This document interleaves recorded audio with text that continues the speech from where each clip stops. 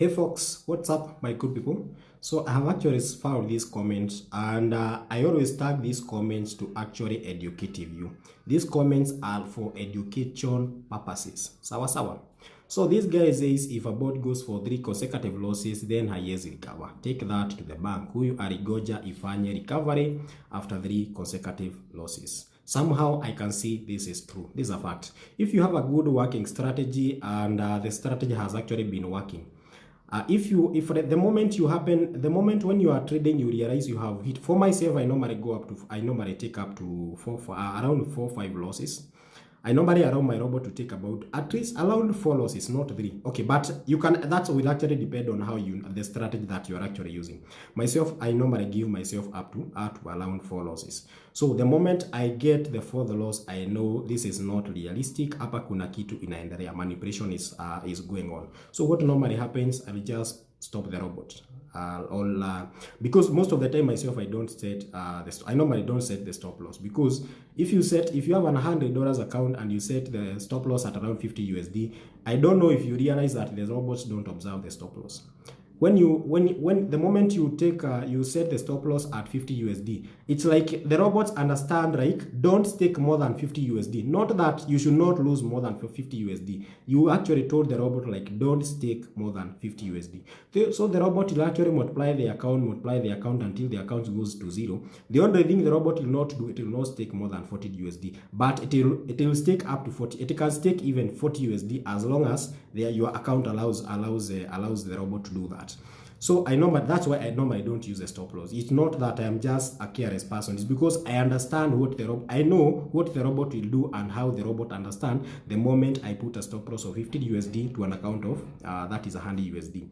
So myself, what I normally do, the moment the robot loses, that is, I get 4 consecutive losses, I'll just post that trade and leave and quit and retire for the day. Or in case it was in the morning, I can come back to the evening and try to recover. Something else that myself I don't advise people: never revenge trade. The moment you lose, you borrow up an account or use money that is on DERIV, don't get back to the market at that specific moment. Wait for some time. You can take a break of like 5 hours or even 6 hours, come back later and try to recover.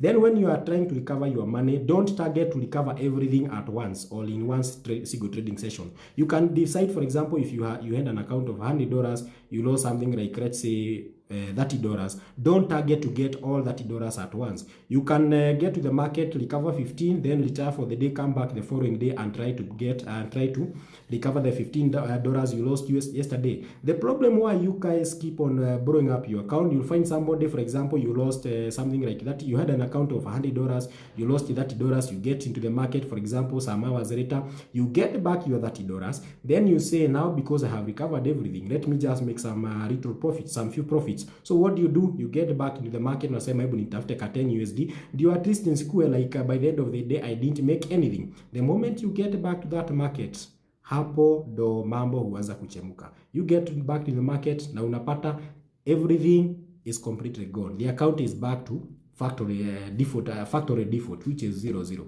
So avoid over trading. The moment you borrow up an account, don't target to recover everything in a single day. You can actually split whatever you lost, for example, by 2 or by 3, then expect to recover that money in the next 2-3 days. That's how we make it in trading. You don't make it in trading by flipping accounts. Kitu ingine nawaambia kila siku, DERIV sio chamba. Uingia asubuhi, utoke jioni. Utaingia asubuhi, you are on profit. Ikifika masaa 7, you are still on profit. By the time inagonga saa 10, my friend, ni duru. I remember at one time when I was trading, I deposited some good capital na nikaingia kwa market, nikaanza kutrade. Nikatrade kutoka asubuhi hadi jioni, my friend, I was crying. Nililia hadi neighbor akakuja, nikamwambia what happened. Tulianza kulia sisi wote. I don't want that to happen to you. To avoid such instances, spend the least time on DERIV. Sawa? Tuonane na ujue DERIV each and every day DERIV is an intelligent system. Every time they keep on monitoring what you are doing. So even if you have a good trading strategy, avoid using it every now and then. In case you just have one, you can trade it today, take a break of 2-3 days, come back later, piga tena, even trade with the breaks. Don't trade every day if you are just using one strategy.